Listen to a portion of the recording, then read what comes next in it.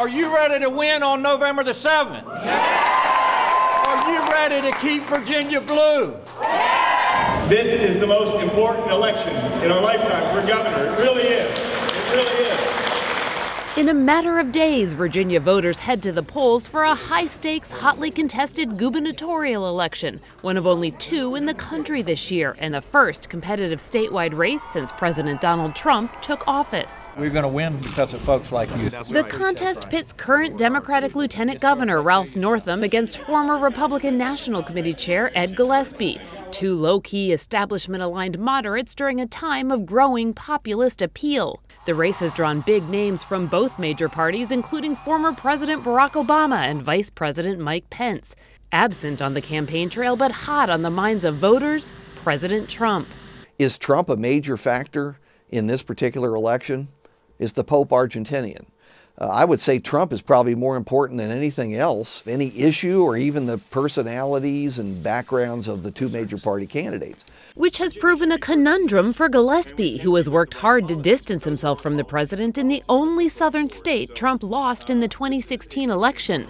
But Gillespie desperately needs Trump's loyal base, particularly in coal country, to turn out to vote. So while he carefully avoids mentioning the president by name, he's adopted the same campaign themes, like protecting Confederate monuments and cracking down on illegal immigration. Yet Ralph Northam voted in favor of sanctuary cities that let dangerous illegal immigrants back on the street, increasing the threat of MS-13. While the tight polls suggest the strategy could be working, some in coal country write it off as insincere. You have to somewhat distrust these rapid conversions.